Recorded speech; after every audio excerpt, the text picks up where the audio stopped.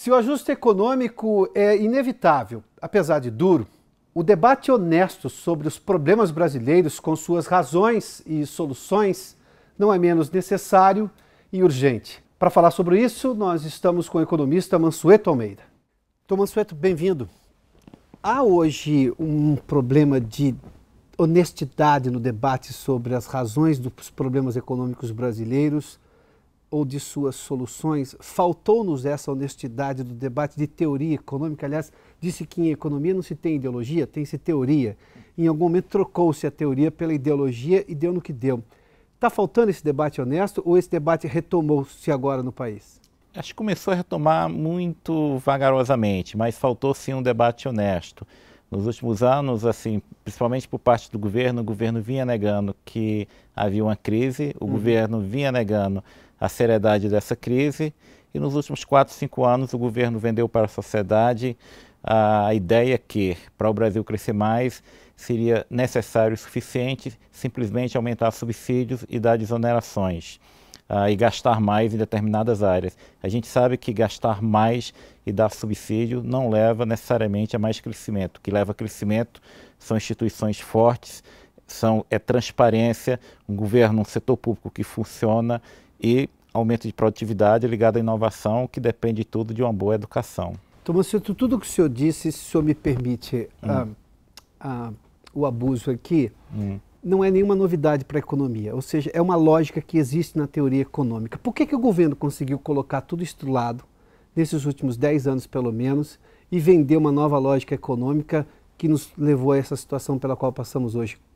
Como é que se conseguiu apagar ou pelo menos postergar a lógica da teoria econômica para entrar nesse devaneio que se estabeleceu no país? Essa é uma boa pergunta. Quer dizer, muito na América Latina e principalmente no Brasil, as pessoas ficam buscando atalhos ao crescimento, atalhos ao desenvolvimento.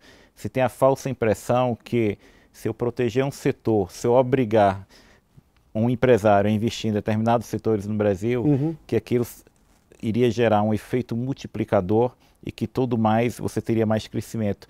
Foi basicamente o mesmo erro, em alguma medida, que a gente fez na década de 70. E como você bem falou, apesar de ter um histórico grande de economia, que mostra as razões por trás de um crescimento sustentável de longo prazo, enfim, de vários países que hoje são desenvolvidos, há toda uma literatura que vários economistas e não economistas olham e acham que o que funciona é a intervenção do governo, é o governo estabelecer obrigatoriedade, por exemplo, para se construir determinados setores, a indústria naval, o Brasil tem que ter indústria naval, tem que ter indústria automobilística, tem que fabricar avião, então nenhum país do mundo consegue fabricar tudo que ele usa.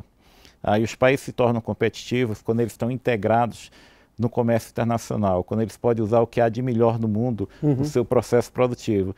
Mas, infelizmente, isso de fato parece paradoxal. No Brasil, tem muita gente ainda que tem medo da globalização, que tem medo de se integrar ao comércio global. É de fato paradoxo, porque você tem muita evidência do que funciona, mas há grupos grandes na sociedade, seja economista, sociólogo, cientista político e até empresários, que acham que o que funciona é mais subsídio, proteção de mercado e intervenção do governo na economia. E isso, de fato, não funciona. Isso não é política industrial, né? Isso é mero intervencionismo, né? Política industrial requer uma série de obrigações também de longo prazo, não é? Exatamente. Isso é um bom ponto, porque política industrial, ela mudou, inclusive, ao longo do tempo. A política industrial da década de 60 era muito isso, era muito criar setores. Mas era um contexto bem diferente. A política industrial moderna é o governo, por exemplo, facilitar o processo de inovação, o processo de descoberta de novos processos produtivos. E o Brasil gasta muito pouco com isso.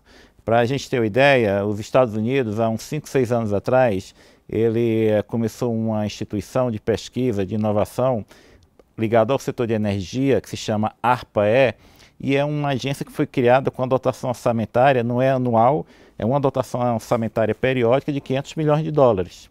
Quer dizer, isso não é nada absurdo. Mas é esse tipo de ação, de incentivo à inovação, de empreendedorismo, que seria uma política industrial mais moderna, que é o que a gente não faz, porque o Brasil olha muito para a política industrial do que foi os anos 60, que era uma política industrial muito mais de construir setores e economias mais fechadas. O mundo é diferente. Antes, quando a gente falava da produção de um automóvel, a produção de uma camisa, grande parte da cadeia de produção era interna a um país. Hoje o mundo é globalizado, quer dizer, um produto, ele é feito, várias fases daquele produto é feito em países diferentes. Se a gente ficar fora do processo, enfim, produtivo global, a gente vai se tornar menos e não mais competitivo. Ou seja, a política industrial mudou. Se não fizer parte seja com o botão, seja com parte do tecido, com o design ou com alguma coisa naquele processo de fabricação específico. Exatamente. De um bem que é consumido no mundo inteiro. Exato. Olha o caso da nossa Embraer. A Embraer é uma das empresas do Brasil uma das empresas mais tecnologicamente avançadas, uma das empresas mais produtivas, avançadas do ponto de vista tecnológico. Mas a Embraer está entre os 5 maiores exportadores do Brasil, mas também está entre os 5 maiores importadores. Então a Embraer é competitiva porque além de ter o know-how, o conhecimento de fazer um avião, a Embraer compra o que há de melhor no mundo para colocar no seu avião. Então, assim, quanto mais o Brasil se integrar ao processo produtivo global, a essa economia globalizada, mais competitivo será, enfim, as várias cadeias de produção do Brasil. O senhor falou sobre comprar o que tem de melhor do mundo para fazer o seu avião dentro aqui do Brasil, o caso da Embraer. Tanto que ela vende talvez um dos aviões mais competitivos do mundo também, ou seja, porque ela entrega um produto que o mundo quer, com demanda internacional, porque tem qualidade internacional. Mas outros setores no Brasil passaram por uma exigência governamental de ter o que se chama de conteúdo nacional, ou cota nacional para determinado tipo de peça, que não necessariamente se tinha aqui a tecnologia. Isso é também uma política industrial baseada nos anos 70, dos anos 60, 70? E um dos grandes erros da política industrial, quando a gente compara a América Latina com a Ásia também teve política industrial, países como Coreia do Sul, mas há algumas diferenças grandes. Por exemplo, na Coreia do Sul, a política industrial, mesmo na década de 60 e 70, sempre foi adotada voltada à exportação. Então você sempre teve que produzir um produto de qualidade internacional para exportar.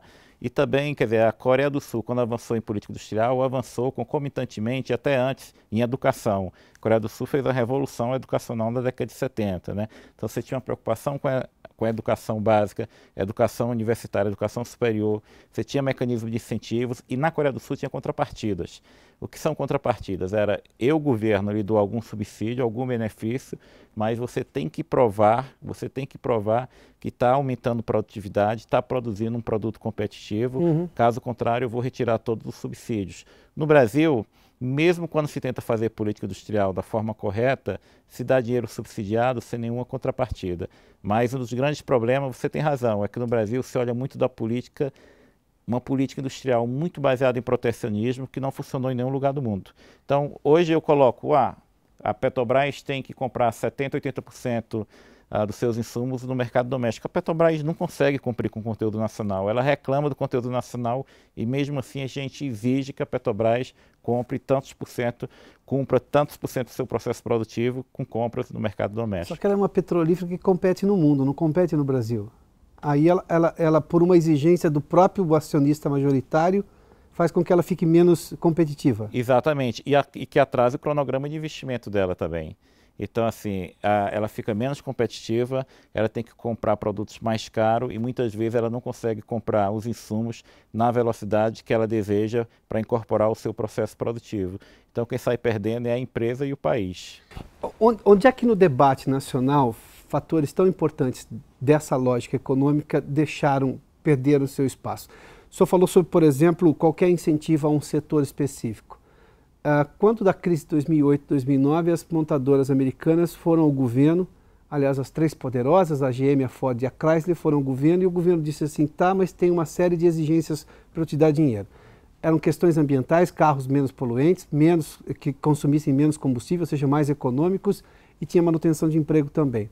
Aqui no Brasil, as montadoras também foram ao governo reclamar de incentivo.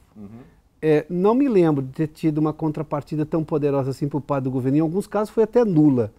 Por que o governo, apesar de ser uma prática internacional conhecida, os meios de comunicação hoje levam a notícia rapidamente, não demora 3 meses para chegar ao qual foi o resultado do acordo do governo americano com as montadoras americanas no Brasil. Por que esse tipo de coisa não é reproduzido aqui? O que falta para esse debate ser honesto? Aqui, se vai manter o emprego, basta. Mas não se fez questões, menção à questão ambiental, se o carro ser mais econômico, de se ter qualquer uma contrapartida. Por que o debate não entra no Brasil? O debate moderno da economia? Então, isso é uma boa pergunta. Eu não saberia dizer exatamente o quê, mas tem a ver um pouco com o problema também nas nossas universidades. Novamente, quando a gente vai nas universidades brasileiras, não há uma convergência, enfim, entre professores de várias áreas do que causa o crescimento e desenvolvimento. Ainda há muitos professores e também profissionais liberais fora da universidade que acham que de fato, assim, o país cresce mais quando protege, quando produz mais internamente e quando tem crédito subsidiado. Então, assim, parece é difícil falar essas coisas, como você bem falou. Tem toda uma história que mostra que não é isso. Mas, assim, há na universidade brasileira, em vários centros, a compreensão que isso é que foi fundamental para o crescimento, por exemplo, de Coreia do Sul. Então se minimiza o aspecto, por exemplo, que foi muito importante nos países asiáticos, a questão da educação e a questão da poupança. Quer dizer, os países asiáticos sempre tiveram poupança muito elevada. Pelo fato deles terem poupança elevada, eles podiam financiar todo o processo de investimento deles sem precisar da ajuda do resto do mundo, sem precisar atrair poupança do resto do mundo. Então, sem risco de câmbio, de dinheiro volátil, de ficar na mão de investidor meramente especulativo. Isso. Coreia do Sul nunca teve hiperinflação. Então, assim, no caso do Brasil, não. A gente quis imitar o modelo asiático sem ter a educação, sem investir o que investiu os asiáticos, Coreia do Sul, por exemplo, sem ter a poupança dos asiáticos.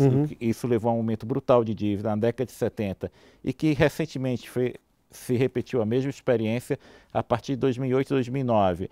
Como você falou, os Estados Unidos ajudou as montadoras, mas foi uma coisa temporária. Depois de 4, 5 anos, foi publicado um texto no qual todas as montadoras haviam pago os Estados Unidos e quanto o governo perdeu e quanto o governo ganhou. No Brasil, a política de 2008 e 2009, em reação à crise internacional, que deveria ser uma política temporária, se transformou numa política permanente até recentemente. O Brasil aumentou sua dívida nos últimos 7 anos em 500 bilhões de reais, 10% do PIB, para dar incentivo a vários setores, alguns que precisavam, alguns que não precisavam, e o BNDES fez quase um papel de banco de investimento, facilitando fusões de empresas e aquisições de outras. Isso não é papel de banco de desenvolvimento. No caso das montadoras, ou mesmo da linha branca, IPI se tornou quase que uma necessidade de quando em quando. Não era uma política. Era sempre um artifício, né? Exatamente. E era um artifício, assim, se a gente olha os dados do Redução Brasil... de IPI especificamente. Exato. Né? E é uma coisa interessante, porque quando a gente olha os dados do Brasil, o Brasil de 2004 até recentemente, até 2013, 2014, a gente não teve problema de demanda. A demanda, o consumo no Brasil, mesmo em 2009, quando a gente foi atingido pela crise internacional, a demanda no Brasil, a demanda do varejo cresce quase continuamente.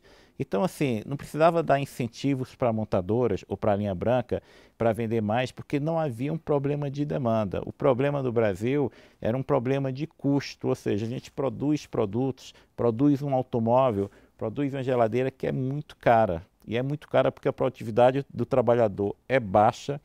A economia, como um todo, tem um custo Brasil, que a gente chama de ineficiência na infraestrutura, de um sistema tributário complexo, regras tributárias que ficam mudando, insegurança jurídica em relação a relações trabalhistas, que tudo isso se transforma em um país que na manufatura produz produtos muito caros e não é competitivo. Então o problema não era de demanda, não era questão de dar incentivo de redução de IPI para se vender mais automóvel. O problema era a gente resolver o que deveria ter resolvido: infraestrutura, questão em complexidade tributária, questões trabalhistas e a questão de investimento, enfim, em inovação, por exemplo. Me permita voltar à questão da academia brasileira, que ela me parece ser talvez pelo menos um dos pontos importantes dessa equação brasileira da ausência de debate de qualidade. Não raro se vê nas academias de medicina pesquisadores com notoriedade internacional. Aqui, apesar da pesquisa ser bem menos incentivada, com recursos menores, mas o talento brasileiro se supera. Temos casos, por exemplo, em pesquisa do genoma, enfim. Também na engenharia, não raro, bom, basta dizer que a invenção brasileira do motor bicombustível é um negócio fenomenal. O próprio álcool combustível, nós estamos falando já remetendo aos anos 70, 80, por que essa qualidade de debate na universidade, na academia de economia e de ciências sociais, a gente não tem essas referências tão claras? Isso é um bom ponto. Assim. Às vezes eu tenho essa sensação que você vai a alguns debates acadêmicos com pessoas brilhantes, mas que em questões muito práticas, pragmáticas, por exemplo, questão de transporte urbano, sim, questão de ocupação do solo, questão do gasto público, o que explica o crescimento do gasto público do Brasil nos últimos 20, 25 anos, que não há um diagnóstico muito bom e nem há propostas muito boas, que se está muito mais interessado em se debater o que um economista da década de 30 falou, ou interpretar o que um economista da década de 30 falou, ao invés de explicar hoje, tentar explicar por que é que no Brasil os juros são tão altos. Ou então porque com a evidência empírica se determinado programa do governo funcionou ou não como se esperava. Então, de fato, eu acho que a nossa academia ela se descolou muito. Não, claro que não são todos os centros, não são todos os cursos, mas na área de humanas, assim ainda, para mim um debate muito antigo, um debate da década de 60. Essa coisa de se endeusar muito política industrial, falar assim, o governo tem que proteger, o governo tem que incentivar tal setor, e o governo tem que dar subsídio. Isso é a agenda da década de 60. O Brasil, enfim, o mundo já evoluiu e muitas vezes a gente vê professores na academia ainda presos num debate, enfim, que se você abrir a economia, ou então ou se o governo não der subsídios para determinados setores, ele é um governo neoliberal que está vendido aos interesses financistas do mercado globalizado. Com esse reducionismo todo, né? Exatamente. O que é lamentável, um argumento desse vindo da academia reducionista é ruim, não é? É muito ruim, é lamentável, né? E tem todo um efeito colateral que é você demonizar determinados debates. Então, por exemplo, recentemente houve um grande debate no Brasil sobre um projeto de terceirização que foi aprovado na Câmara dos Deputados e está parado no Senado.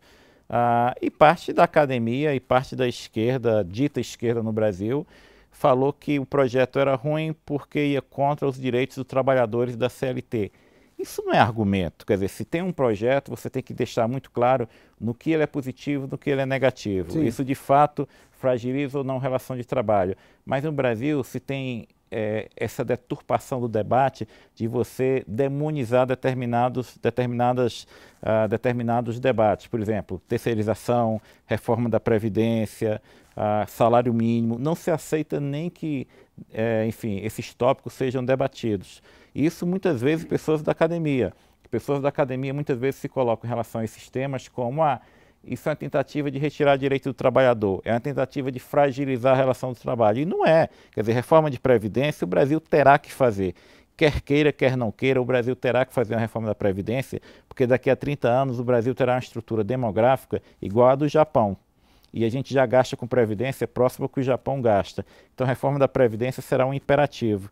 Então seria o melhor a gente colocar tudo isso em pratos limpos e a academia ter uma discussão aberta e transparente dessas questões. E nem sempre isso ocorre. A questão da Previdência hoje pode expor o Brasil daqui a 15, 20 ou 30 anos a uma situação de completa insolvência? Eu não direi, talvez sim, talvez não, mas a questão pelas projeções demográficas que a gente tem hoje, feitas pelo IBGE, o gasto com Previdência no Brasil, ele vai crescer praticamente continuamente pelos próximos 50 anos. Para isso não se tornar insolvente, para o país não se tornar insolvente, significa que a gente terá que aumentar a carga tributária na mesma proporção.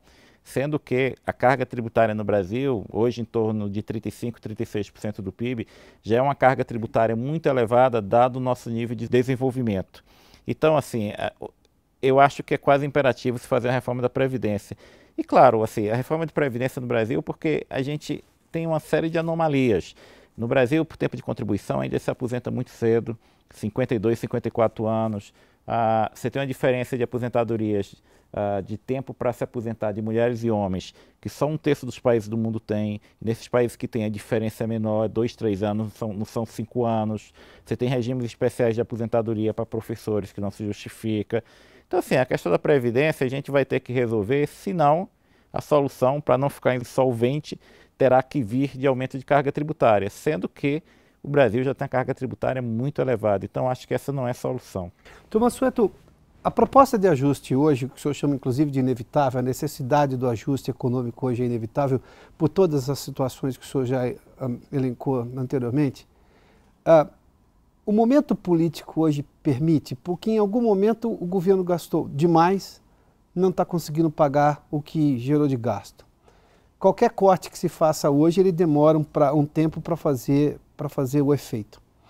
Mas qualquer corte hoje passa por também corte de cabeças, para usar uma expressão da Revolução Francesa, que parece o país não quer dar uma nova chance ao governo que aí está.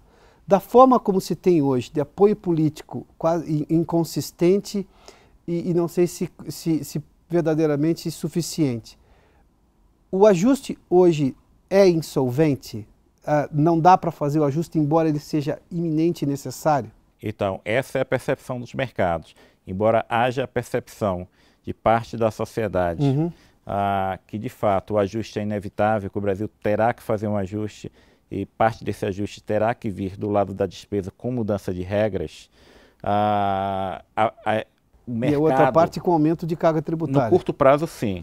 No curto prazo, porque a gente está falando de um ajuste que em 4 anos é um ajuste de 200 bilhões de reais. Então será muito difícil cortar a despesa nessa magnitude. Mas a sociedade também, aí é que está algo paradoxal. A sociedade, parte dela reconhece esse ajuste, mas não quer contribuir contributos em um governo que nos levou a essa situação. 2, os mercados, quando olham os dados do Brasil e o que está acontecendo, e esse conflito político, não veem a viabilidade de um ajuste, porque qualquer mudança estrutural requer um governo politicamente forte para aprovar essas medidas no Congresso. E esse governo hoje tem uma popularidade muito baixa, está com sua base política desorganizada. E aí a gente chega nos piores do mundo. Há uma percepção de parte da sociedade e do mercado da necessidade do ajuste. Hoje, uma percepção, inclusive, do próprio governo. 2, o mercado e a sociedade não vê esse ajuste andando e não quer contribuir com esse ajuste, mesmo que seja temporariamente por aumento de carga tributária, porque não acha que as escolhas foram legítimas, que o governo escondeu dados da sociedade, fez as famosas pedaladas fiscais. E 3, você está num cenário que o governo não tem controle, não tem um consenso da sua base, nem do próprio partido do governo em relação ao ajuste fiscal necessário. Então se cria uma situação que você nem melhora o curto prazo e nem tampouco o longo prazo, o que pode agravar a situação, pode nos levar a uma situação de insolvência, com juros muito altos, com a dívida crescendo muito rápido e que simplesmente, enfim, o ajuste vem pela inflação. Parte do problema brasileiro hoje está no câmbio, não está? Mas o câmbio é um reflexo disso tudo, porque o Brasil hoje tem um nível de reserva de 370 bilhões de dólares. Então, assim, teoricamente não era para ter problema do câmbio. Essa insegurança, essa volatilidade do câmbio está refletindo um problema fiscal. Bom, apesar dessas reservas, já há quem defenda a necessidade de se buscar recursos externos, e eu estou falando verdadeiramente de ajuda do Fundo Monetário Internacional. O senhor vê que o momento está próximo disso ou ainda não precisaremos dessa ajuda do fundo? Porque o fundo vai impor condições, não sei se maiores ou menores do que o próprio ajuste já está colocando, que não acontece por todas essas razões que o senhor elencou, sobretudo porque a sociedade não aceita pagar para esse governo, não quer dar mais uma carta branca para esse governo. O senhor acha que o Fundo Monetário Internacional está voltando a ser uma realidade brasileira ou não? Ainda não, porque novamente a gente tem um estoque de reservas muito grande. Agora, se essa desorganização da economia continuar, eu não diria que isso não irá acontecer. É possível que, se isso continuar por alguns anos a mais, a gente vai ter que bater novamente na porta do FMI. O que seria um retrocesso imenso para a história econômica brasileira. Enorme, porque o Brasil vinha muito bem. O Brasil vinha muito bem, pelo menos até 2007, 2008. E o que aconteceu nos últimos 6, 7 anos não foi a culpa do resto do mundo. O resto do mundo está crescendo mais de 3%. O problema que ocorreu no Brasil foram erros de política econômica do governo brasileiro, foram erros nossos. A gente aumentou a dívida brutalmente, novamente, em 10 pontos do PIB, de 2009 a 2014, para dar incentivos setoriais, a gente fez marcos regulatórios de investimento em áreas importantes equivocados, como na área de energia. Depois de 2 anos você modificou o marco regulatório. Há 2 anos, em 2012 e 2013, o governo lançou um plano de investimento de infraestrutura que tentou controlar a taxa interna de retorno dos projetos. Isso não se faz. Hoje o governo voltou atrás. Mas todas essas mudanças de regras, essas idas e vindas, prejudicam muito o cálculo privado e logo o investimento. E simplesmente levou o país a uma situação que nos últimos 4 anos a produtividade do país, quer dizer, quando você pega tudo que o país produz e tudo que ele usa para produzir, a produtividade ficou estagnada. O Brasil não conseguiu se tornar mais eficiente. Então, você retomar toda a trajetória que vinha bem até 2008, 2007, vai levar muito tempo. Não é questão de anos, pode ser questão de décadas. Olhando para tudo isso, de onde sai um fio de esperança, um fio de lógica para se trilhar? Porque em algum momento as pessoas pensam no futuro, que também é um sintoma de sociedade desenvolvida. Quer dizer, desenvolvemos-nos em alguns aspectos, mas em outros ainda estamos nos anos 60, 70, 80. Como é que se descobre um caminho para tudo isso? Então, do ponto de vista técnico... A pergunta vale 1 milhão? Vale. Se for de dólar, está bem cotado ultimamente. Né? Vale, mas a gente sabe mais ou menos o que tem que ser feito. A gente sabe, quando a gente compara o Brasil com o resto do mundo, a gente sabe onde estão nossas anomalias. O problema é que não há ainda um consenso político para se resolver isso, porque as nossas anomalias beneficiam determinados grupos. Então, claro, é uma situação totalmente natural que ninguém quer perder o que o meu amigo Marco Lisboa chama da sua meia entrada. Então é muito difícil se reformar, mas num contexto de crise, a crise vai se agravando tanto, que eventualmente você cria um consenso para mudanças. Infelizmente, a gente ainda não chegou lá. Eu acho que essa crise atual do Brasil, desse ano, que o mercado espera que a economia vá cair, que vai ter uma queda do PIB de 2,5% a 3%, e próximo ano uma nova queda do PIB. Isso não ocorre no Brasil desde a década de 30, 2 anos consecutivos de queda de PIB. Infelizmente, essa crise ainda terá que se agravar um pouco mais para se criar o consenso político de mudanças, porque hoje, o que a gente olha no Congresso é ainda uma briga política muito voltada para problemas políticos, não para resolver a crise econômica, e um pouco isso, um governo com uma baixa popularidade, sem convicção da necessidade de reformas e que fica mandando sinais ambíguos. Esse mesmo governo que quer fazer uma reforma, ele critica o processo de terceirização. Esse mesmo governo que quer fazer uma reforma e pede da sociedade mais carga tributária, não quer reduzir conteúdo nacional e quer proteger determinados setores. Então, quando você olha todo o conjunto da obra, é algo ainda muito ambíguo do que é esse processo de reforma no Brasil.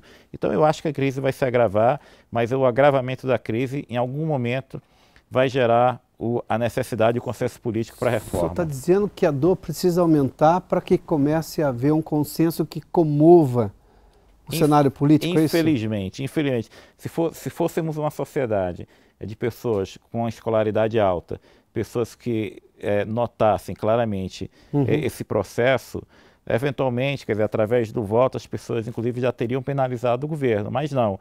O que a gente viu na campanha eleitoral de 2014 foi os dados já mostrando que o Brasil estava na situação econômica frágil e o governo negando isso e conseguindo convencer o eleitor que a situação estava boa. É daí que vem a acusação de estelionato eleitoral, né? Exatamente. Quer dizer, se fosse uma sociedade com escolaridade maior, que todo mundo lesse jornais, acompanhasse os debates na televisão, possivelmente a gente já teria feito o ajuste. Como esse não é o caso, a crise tem que se agravar para o eleitor, de fato, sentir no seu bolso que as coisas estão ruins e daí você tem uma pressão política por mudanças. Doutor Mansueto, uma última pergunta. O senhor acredita que esse debate não existe por uma crise de honestidade no Brasil, de honestidade intelectual, em defender posições, ou de usar argumentos para construir teses eleitoreiras que garantem uma eleição, mas parece não vão garantir o mandato? Ou há um problema de falta de comprometimento com eficiência, de fazer bem feito, seja lá o que for, seja pequeno negócio, médio negócio, grande negócio ou as grandes decisões do país? Eu acho que é um pouco de tudo isso, quer dizer, de fato, essa questão de avaliação e de eficiência no Brasil e na América Latina é algo ainda, não está na nossa cultura.